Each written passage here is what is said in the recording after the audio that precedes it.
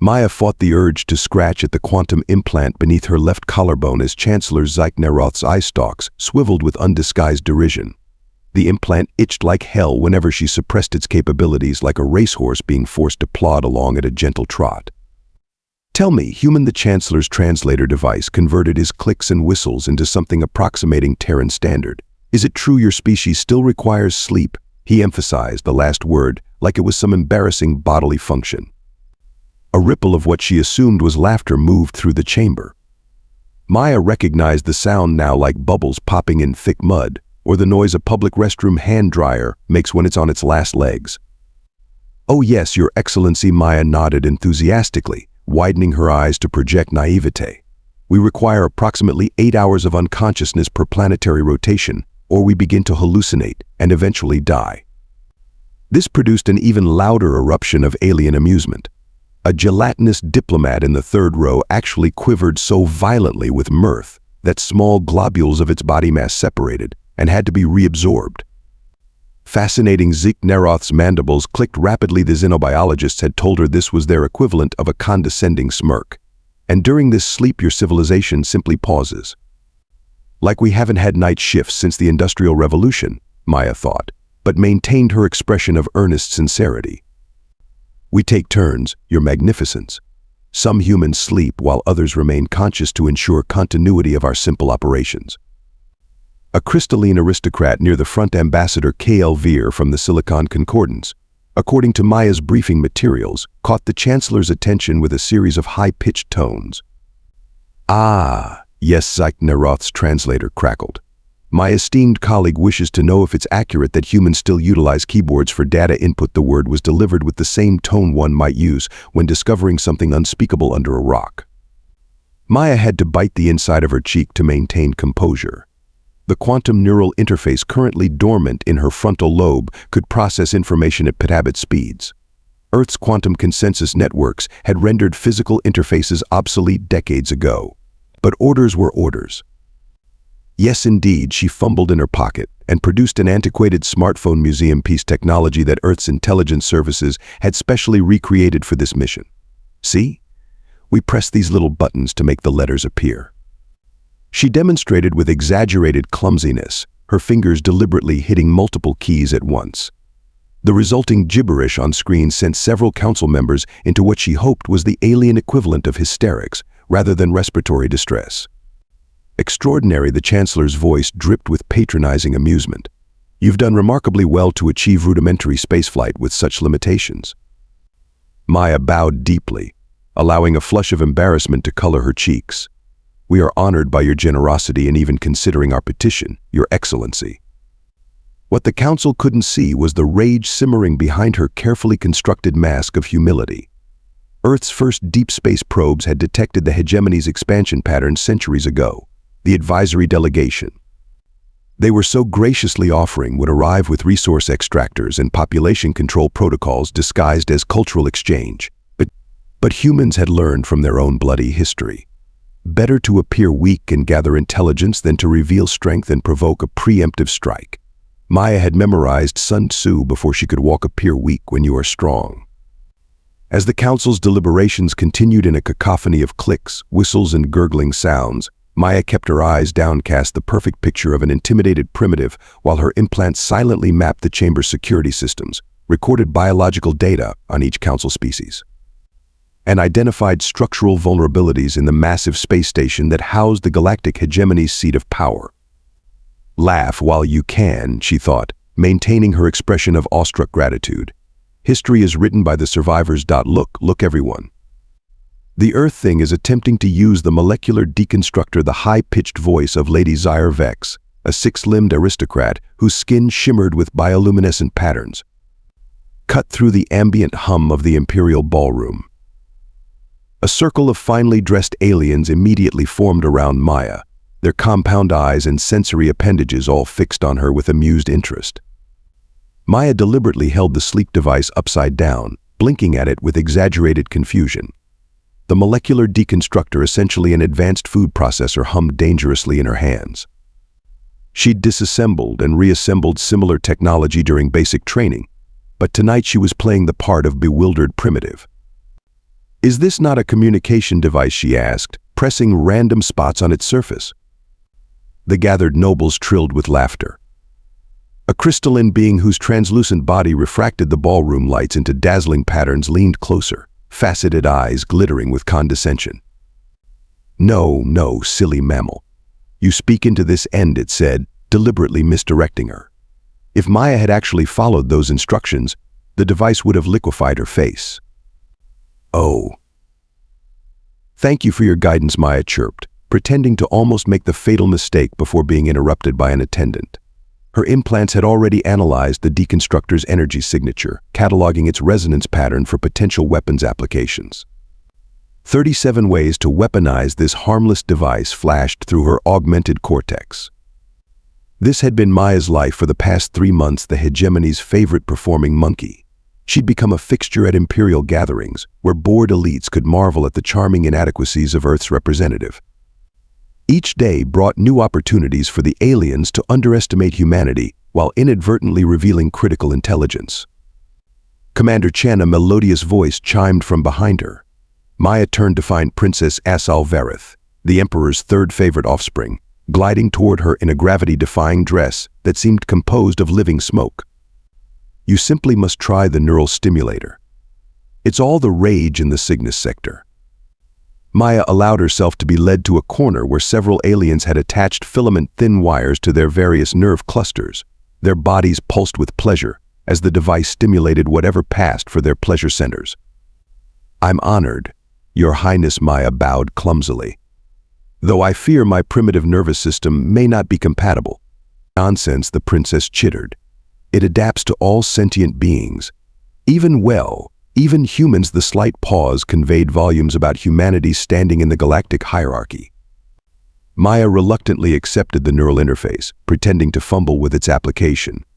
In reality, her nanoshields were already analyzing its operating principles, a rudimentary synaptic manipulator that Earth's entertainment industry had abandoned centuries ago due to addiction concerns.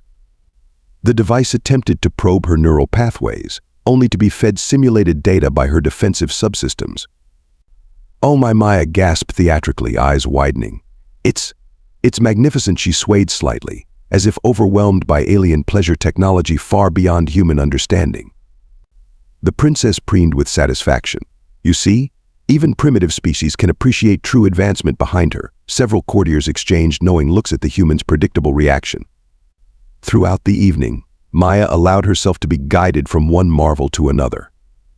She expressed appropriate awe at instantaneous matter transportation, child's play compared to Earth's quantum tunneling, gasped at holographic displays. Earth had developed immersive neural projection that made these look like shadow puppets, and nearly swooned at a demonstration of advanced genetic modification. Earth had perfected cellular reconstruction during the plague years. Each demonstration revealed more about imperial technology, its limitations, its dependencies, its vulnerabilities. Maya's implants worked silently, compiling a comprehensive assessment that would make Earth's military strategists salivate. The charade became more difficult when Grand Admiral Vex Pular cornered her near a floating refreshment platform. The Admiral, a hulking figure whose exoskeleton had been enhanced with metalloid grafts signifying his military rank, loomed over her with unmistakable intent. Commander Chen, his translator, rasped, mandibles clicking rapidly in what her cultural briefing had identified as anticipatory excitement. "Your species continues to fascinate me. Such soft exteriors, yet surprisingly resilient internal structures." Maya maintained a neutral expression, despite the Admiral's appendage brushing against her shoulder in what constituted a significant breach of imperial etiquette. She noted how the surrounding courtiers discreetly moved away, pretending not to notice the Admiral's inappropriate behavior. "I was reviewing your physiological data," he continued, optical sensors dilating.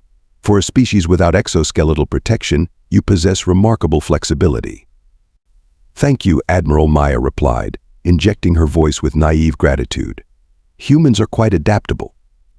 The Admiral leaned closer, voice dropping to a register his translator struggled to modulate. "You know, for a primitive species, you humans have surprising physical attributes. Perhaps you'd enjoy private quarters in my personal harem." The translator glitched on the final word, cycling through several inappropriate alternatives before settling on the closest approximation. Maya widened her eyes in practiced innocence, even as her combat subroutines automatically calculated the Admiral's vulnerable points. The decorative eating implements on the nearby table could, in her hands, become instruments of extraordinary lethality. The serrated edge of what appeared to be a fruit knife could sever the neural cluster visible beneath his mandibles. The delicate crystal ladle could be shattered and driven through the respiratory opening at the base of his throat. "Oh my," she gasped, hand flying to her chest in feigned surprise. On Earth, we have a special response to such generous offers. Her smile remained fixed, never reaching her eyes as she mentally catalogued the Admiral as target priority 3 in her inevitable extraction protocol. The Admiral's mandibles clicked with what he assumed was human acquiescence. Poor fool had no idea he'd just made himself a priority target when the real first contact protocols began. The Imperial Coliseum stretched toward the artificial atmosphere, its crystalline architecture designed to amplify sound, specifically the sound of combat and the adulation of the Emperor. Maya stood in the antechamber beneath the arena, surrounded by beings that evolutionary biology would classify somewhere between nightmare and absolutely fucking terrifying. The Tournament of Dominance the reptilian announcer had proclaimed 3 days earlier, his forked tongue flicking with ceremonial precision, celebrates a millennium of imperial prosperity. Each subject world will demonstrate their worthiness through glorious combat. Maya remembered how the gathered courtiers had immediately turned to her with expressions of gleeful anticipation, at least among the species whose faces she could read. Participation was mandatory. Refusal would trigger protective intervention from the Imperial fleet currently orbiting Earth. The galaxy's most elaborate protection racket, dressed up as cultural tradition. The lottery for Earth's representative had been a farce. Maya had manipulated the selection algorithm through her implants. Command wanted her in that arena. The reaction to her volunteering had been exactly as expected: unrestrained hilarity. The human wishes to fight, Grand Minister Zex had announced, his gill sacks inflating with mirth. Perhaps we should create a special division for carbon-based curiosities. Now, as she waited among champions bred, engineered, or evolved specifically for combat, Maya maintained her facade of nervous determination. She wore standard-issue Earth military fatigues, no armor, no augmentation visible to Imperial scanners. At her hip hung a simple combat knife with a titanium composite blade, practically a stone tool by hegemony standards. The weapons rack nearby displayed technologies that would make Earth's military-industrial complex drool: molecular disruptors that unraveled matter at the subatomic level, plasma blades contained in gravitational sheaths, neural disruptors that could induce agony in 17 different nervous system configurations. Tournament combatants, prepare for inspection. The voice boomed through the chamber as Imperial officials began their pre-match assessments. A bored-looking technician approached Maya, waving a scanner over her body with the attention span of a bureaucrat performing a meaningless ritual.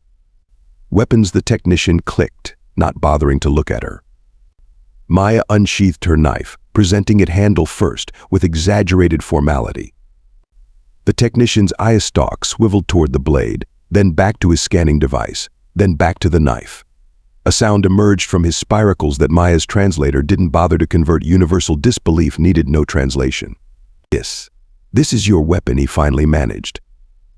Yes, sir, Maya nodded earnestly. Standard issue for Earth's defensive forces. The handle is ergonomically designed for human grip patterns. The technician made another untranslatable sound somewhere between a snort and a wheeze before waving her through. Maya caught snippets of conversation as he moved to the next combatant. Bringing a cutting implement to a molecular disruption fight won't even make good entertainment. Betting pool gives her 7 seconds. Maya busied herself with meticulously polishing her blade, a pointless activity that nonetheless reinforced her image of desperate hopefulness. Around her, the other competitors conducted final calibrations on weapons systems that could level small cities, or meditated in preparation stances that their species had perfected over millennia of evolution. Most avoided looking at her directly, the awkwardness of acknowledging the walking corpse in their midst. But one warrior, a 4-armed humanoid with indigo skin crisscrossed with ceremonial scarring, approached her preparation bench. Human, the warrior's voice resonated with the harmonics of multiple vocal cords. I am Calix of the Azure Dominion. I have studied your opponent. Maya looked up, injecting appropriate gratitude into her expression. Oh, any tips would be most welcome. Calix's 4 arms shifted uncomfortably, secondary hands clenching and unclenching. Georex of Kroloza has ended 173 sentient lives in sanctioned combat. His exoskeleton can withstand temperatures approaching stellar corona levels. His toxin glands produce 17 compounds for which the hegemony has no antidote. Wow, Maya whistled, eyes widening. Sounds like a tough customer. Calyx blinked all four of his eyes in synchronized disbelief at her response. Human, I offer mercy. Surrender immediately when the match begins. Georex will make it quick. Maya looked up from polishing her standard-issue combat knife, smiling brightly. That's so thoughtful. We humans appreciate good sportsmanship. Her cheerful tone made the alien wince visibly, secondary hands making what she recognized as a gesture to ward off misfortune. May your soul find peaceful transition, Calyx murmured before returning to his preparation area. The announcement system crackled.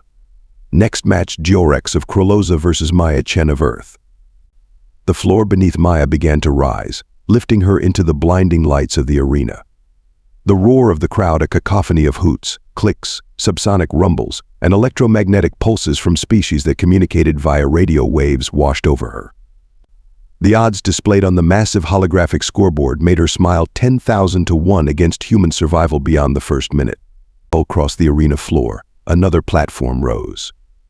On it stood what could only be described as evolution's answer to the question, what if rage was a person? Georex of Kroloza towered 3 meters tall, his chitinous exoskeleton gleaming under the arena lights. Toxin dripped from serrated claws that could disembowel a battle tank. Multiple eyes swiveled independently, tracking potential attack vectors, while secondary appendages flexed menacingly. The Imperial Adjudicator, a floating robotic entity designed to start and end matches, hovered between them. Combatants, acknowledge the Emperor's generosity in allowing you to demonstrate your species' worth. Maya bowed deeply, making a show of nearly losing her balance. Scattered laughter rippled through the audience. Begin. The Adjudicator zipped upward, well out of the combat zone. Georex didn't waste time with ceremony. He charged across the arena with surprising speed for his mass, toxins spraying from specialized glands as a precursor to what promised to be a spectacularly brutal dismemberment. Maya stood her ground, knife held awkwardly forward in what appeared to be a textbook example of how not to face a charging berserker. Spectators leaned forward in anticipation of the inevitable bloodshed. What happened next caused 17 different species to violate their respiratory protocols simultaneously. As Georex closed to striking distance, Maya shifted. The movement wasn't faster than Georex, it was faster than the arena's optical recording systems could track. One moment she stood directly in the path of the charging behemoth, the next she was behind him, her primitive blade buried precisely where 3 major nerve clusters converged in Krolozan physiology. Georex froze mid-charge, a gurgling sound emerging from his primary breathing orifice. Maya withdrew her blade with surgical precision, wiped it casually on her pant leg, and stepped back as the massive warrior collapsed to the arena floor, completely paralyzed but very much alive. The stadium fell into absolute silence. Even the species that communicated via electromagnetic pulses went radio silent. Maya looked around at the stunned faces, then down at the immobilized Krolozan, then back up at the audience. She scratched her head with exaggerated confusion. Beginner's luck, she called out, awkwardly waving her knife. He must have tripped. The official match clock froze at exactly 27 seconds. The human has some manner of technological assistance. There is simply no other explanation. Grand Strategist Telvok's tentacles writhed with agitation as he addressed the Imperial War Council. Holographic replays of Maya's matches floated around the chamber, analyzed frame by frame by the finest military minds in the hegemony. Our scanners detected nothing, countered Science Minister Qualith, her crystalline form refracting light with each emphatic gesture. No implants, no chemical enhancements, not even basic genetic modifications. By all measurable standards, she is a baseline human specimen. Maya's fourth victory had thrown the Imperial hierarchy into chaos. The Dra-Axian hive mind warrior, whose synchronized neural network allowed it to anticipate attacks 5 moves in advance, had fallen in under 2 minutes. The betting syndicates were in turmoil. Several minor houses had been bankrupted by continuously wagering against the human. Perhaps, suggested Admiral Vex Pular, still nursing a grudge from Maya's rejection, we are witnessing some elaborate deception. Earth may be more advanced than their application materials suggested. His mandibles clicked with suspicion. Impossible, the grand strategist dismissed. Our deep space monitoring has tracked their development for centuries. They've only recently achieved rudimentary interstellar travel. Their weapons systems employ crude projectiles and primitive directed energy. In her private chamber, Maya maintained her act, even in solitude, aware of the surveillance devices embedded in every surface. She hummed a cheerful Earth folk song while writing in an actual paper journal, technology so archaic that Imperial intelligence considered it beneath scrutiny. Her written notes appeared to be simplistic observations about alien customs, but the specific pressure patterns of her writing implement transmitted data directly to the quantum receiver embedded in her molars. The implant bypassed the Empire's detection systems by operating on principles the hegemony hadn't yet discovered. A chime at her door interrupted her performance. Commander Chen, the Imperial Guard's translator, intoned, "His Supreme Magnificence Emperor Zarthul requests your presence immediately." Maya made a show of dropping her journal in surprise, scrambling to retrieve it with exaggerated nervousness. "The Emperor? Me? Oh my. I should change into something more formal, shouldn't I?" The guard's facial tentacles remained impassive. "You will come as you are." The Emperor's private observation box hung suspended above the arena like a crystalline talon. Its transparent floors offered vertigo-inducing views of the combat area below, where maintenance drones still cleaned molecular residue from Maya's most recent victory. Emperor Zarthul didn't rise as Maya entered Imperial protocol, made such gestures unnecessary when addressing representatives of non-founding species. His form was more unsettling than most hegemony officials, a constantly shifting mass of bioluminescent tissue encased in ceremonial armor that appeared to be composed of living metal. Commander Chen, the Emperor's voice emerged from multiple points around his body simultaneously. "Your performance has become the subject of considerable discussion." Maya executed an awkward bow, deliberately overbalancing and needing to steady herself against a nearby column. "I'm honored by your attention, Your Magnificence. Truly, I've just been very lucky." Luck, the Emperor's body, pulsed with colors that Maya's implant identified as indicating skepticism, does not typically extend through 5 consecutive matches against the galaxy's premier warriors. Maya widened her eyes to project innocent surprise. "Perhaps my opponents underestimated me? On Earth, we have a saying, fortune favors the unprepared, or wait, that's not right.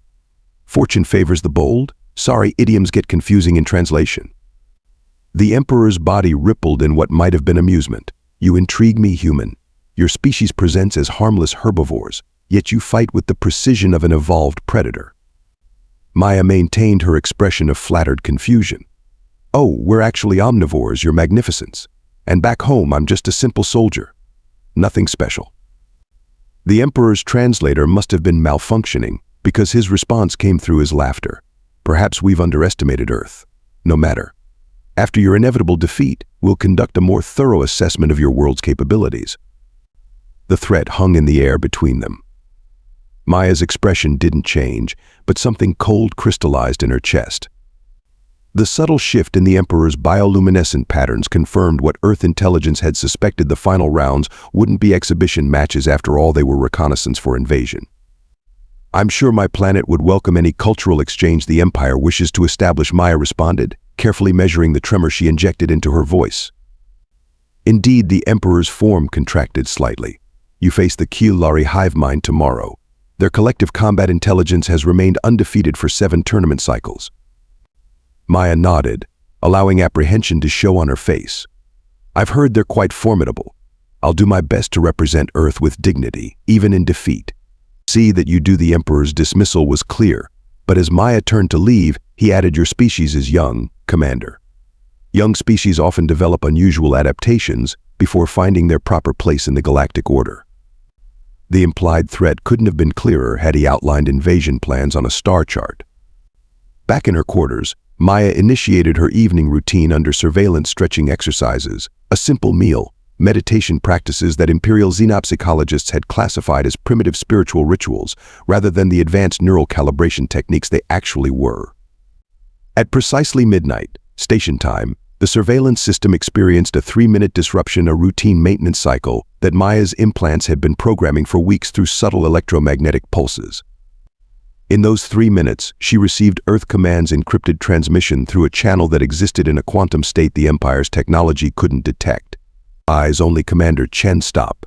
Imperial invasion preparations confirmed stop. Contingency Prometheus authorized stop. Activation code Odysseus 7 Delta 9er stop. Sleeper assets awakening stop. Maintain cover until final match stop. Earth Command sends regards stop. The message disappeared as surveillance systems reactivated, leaving no trace of its existence, except in Maya's enhanced memory. For the first time since arriving, Maya allowed herself a genuine smile. Not the practiced, vapid expression of an overwhelmed primitive, but the cold, calculating smile of a predator who had successfully infiltrated its prey's den. Contingency Prometheus. The name derived from ancient Earth mythology, the titan who stole fire from the gods and gave it to humanity. How fitting that now, humanity would reveal its fire to a self-proclaimed galactic empire that had mistaken technological restraint for weakness. Tomorrow, she would face the Q-Lari hive mind. She would maintain her bumbling persona one final time. And then, when the tournament concluded, the real games would begin. The Colosseum thrummed with anticipation. Every seat filled, every viewing box occupied by dignitaries representing 1,000 worlds. Maya's journey to the championship had transformed from an amusing sideshow into the primary entertainment of the galactic season. Betting pools had reached astronomical sums, though the odds remained heavily stacked against the human 100-to-1, according to the official imperial handicappers. Maya stood in the preparation chamber, methodically going through stretching exercises that appeared to be primitive calisthenics. In reality, she was activating specific neural pathways, preparing her body for what was to come. The surveillance drones hovered nearby, broadcasting her pre-fight routine to trillions of viewers across the hegemony. Commander Chen, a technician, approached, bearing a data tablet. Final weapon certification. Maya presented her combat knife, the same unremarkable blade she'd used throughout the tournament. The technician scanned it perfunctorily, having grown accustomed to the human's inexplicable success with primitive technology. Good luck, the technician offered, surprising Maya with what seemed like genuine sentiment. Many of the lower houses are supporting you. The unspoken implication hung in the air. The champion's victories primarily benefited the Emperor and his immediate circle. Thank you, Maya replied with genuine warmth. Even in an empire built on conquest and subjugation, individuals could show decency. She filed that observation away. It would matter in the aftermath of what was to come. The floor beneath her feet hummed, then began to rise. Maya took a deep breath, centering herself as the platform elevated her into the arena proper. The roar that greeted her emergence was deafening, not entirely hostile, she noted. Her unexpected victories had won her supporters among species that knew what it meant to be underestimated. Across the vast expanse of the fighting ground, another platform rose. Upon it stood a figure that seemed to absorb light rather than reflect it. The Emperor's champion, a Drakari assassin whose natural predatory evolution had been enhanced with 3 centuries of cutting-edge cybernetics. His exoskeleton gleamed with embedded weapon systems, and his eyes glowed with targeting algorithms sophisticated enough to track quantum particles. Maya recognized the model from intelligence briefings, a TX-9 Drakari combat chassis, supposedly capable of calculating 16 million combat scenarios per millisecond. Earth had defeated similar technology during the AI rebellion of 2187, but the hegemony wouldn't know that. The Imperial Adjudicator hovered between them, its metallic voice resonating throughout the arena. The final combat of the Millennial Tournament of Dominance. Drakari champion Vox Leth, servant of the Eternal Throne, versus Earth representative Maya Chen. The crowd's reaction swelled as the combatants were introduced. Maya noticed the Emperor leaning forward in his observation box, surrounded by military advisors rather than the usual courtiers. Not even pretending this was just entertainment anymore. Begin. The adjudicator shot upward, clearing the combat zone with practiced efficiency. Neither combatant moved immediately. Maya assumed a basic defensive stance, knife held in a conventional grip. The Drakari champion circled slowly, servos whirring almost imperceptibly as his combat systems analyzed every aspect of her posture, seeking weaknesses. Any last words? Human, the champion hissed through vocoder-enhanced fangs, the sound amplified throughout the arena. Maya tilted her head thoughtfully, her expression relaxed despite the circumstance. "You know what's funny about humans?" she asked conversationally, loud enough for the arena's acoustic systems to carry her voice. "Throughout our history, we've always been terrible at recognizing when we're outmatched." A ripple of amusement moved through the crowd. Even facing certain defeat, the human maintained its charming delusion. The champion lunged forward with blinding speed, faster than any organic eye could track. His primary attack, claw, capable of shearing through battleship armor, extended toward Maya's throat. Time seemed to slow for Maya as her neural implants fully activated. The champion's attack, impressive by hegemony standards, appeared almost leisurely to her enhanced perception. She stepped slightly to the left, not dodging completely, but ensuring the blow would miss any vital areas. Simultaneously, her right hand moved to her belt, fingers curling around the hilt of her knife. The spectators leaned forward, expecting to see the familiar titanium blade that had somehow carried her through the tournament. What happened next violated several laws of physics, as understood by imperial science. Maya's blade caught the light as she drew it from what appeared to be a dimensional pocket that shouldn't exist according to imperial physics. The primitive knife seemed to unfold upon itself, reconfiguring into something that resembled a short sword but clearly operated on principles beyond conventional matter. The blade emitted a subtle blue glow that distorted the space around it. Angular markings along its length pulsed with internal energy. The weapon was unmistakably ancient, its design aesthetic predating humanity's official spaceflight capability by centuries. The laughter died in every alien throat. The champion's attack met not primitive metal but a blade that parted his advanced armor like gossamer. The weapon passed through his primary attack limb with no resistance, severing it cleanly at the joint. No blood spilled, the edge cauterized instantly at a molecular level. The silence in the arena was absolute as the champion staggered backward, combat systems frantically recalibrating in response to a technology they couldn't categorize. What the Emperor's voice echoed through the suddenly silent arena is that. Maya smiled, not her practiced, diplomatic smile, but something ancient and predatory. "Just a little something we've been working on." She spun the weapon with casual expertise. "We call it a molecular disruptor blade. This particular model is about 300 years old, practically an antique by our current standards." The champion's system sparked and whined as he collapsed to his knees. Advanced components failing as the molecular disruption spread through his cybernetic framework. With a final mechanical shudder, the Emperor's undefeated warrior toppled forward, face first onto the arena floor. Pandemonium erupted. Some spectators fled toward exits while others remained frozen in shock. The Emperor rose from his ornate throne, mandibles clicking rapidly in what Maya's translator identified as alarm mixed with rage. Imperial guards materialized from hidden chambers, weapons trained on the arena floor. Maya stood calmly in the center of the combat zone, her blade dripping with synthetic ichor. As the guards advanced, her primitive uniform began to change. The fabric rippled, then reconfigured into form-fitting battle armor that seemed to absorb and redirect light in impossible ways. Imperial sensors trained on her began to malfunction, unable to properly scan or categorize the technology. "People of the hegemony," Maya announced, her voice suddenly amplified by technology that made Imperial communications systems look like tin cans on string. The acoustics carried her words to every corner of the massive structure without distortion or delay. "Earth sends its regards." On cue, alarms blared throughout the station. Emergency view screens activated automatically, showing external feeds of the space around the Imperial capital.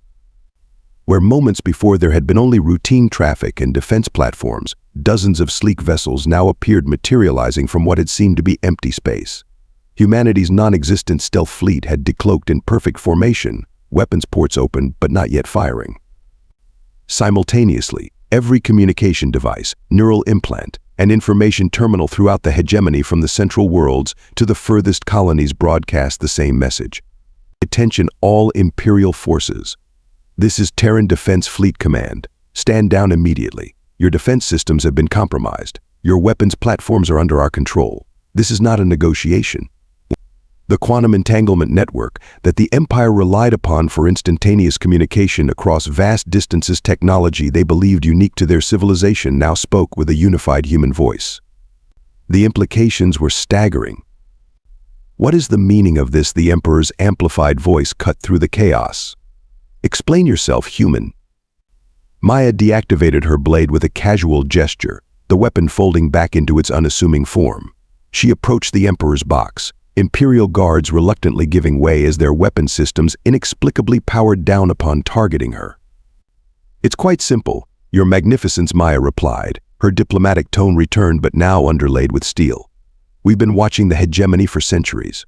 We observed how you integrate new species, strip mining their worlds, conscripting their populations, erasing their cultures." Murmurs spread through the remaining audience as translation systems conveyed her words in hundreds of languages. "So we played a little game," she continued. "We presented ourselves as primitive, eager supplicants to your glorious empire. Meanwhile, our actual technology remained hidden, our true capabilities classified." The Emperor's bioluminescence pulsed with rage. "Impossible. Our surveillance has tracked Earth's development for generations." Maya smiled a predator's smile, ancient and patient. "What you tracked was what we wanted you to see. Humans have spent 90% of our recorded history trying to kill each other," she explained. "We've gotten really good at it. When we finally united and looked to the stars, we decided to check if our neighbors were friendly before introducing ourselves properly." She gestured around the stunned arena, where representatives from hundreds of worlds were witnessing the collapse of imperial certainty in real time. "You should have kept laughing," she said softly. "It was your best defense." A holographic display activated above the arena, showing Imperial defense platforms powering down across the galaxy, security systems reconfiguring, prison force fields deactivating. The hegemony's supposedly impenetrable technological infrastructure yielded to human override commands like clay beneath skilled fingers. "Earth doesn't want your empire," Maya announced to the galaxy at large. "We're offering something else: alliance. Real alliance, not subjugation dressed as protection. The hegemony ends today, but civilization continues tomorrow." As if to punctuate her statement, the massive imperial banners adorning the arena walls shimmered and dissolved, replaced by a simple emblem: Earth's blue sphere, surrounded by stars representing 100 formerly subjugated worlds. The message was clear: humanity had arrived on the galactic stage not with a whimper of supplication, but with the confident stance of a species that had mastered its own violent tendencies and turned them outward only when necessary. The laughter had stopped. The real conversation could finally begin.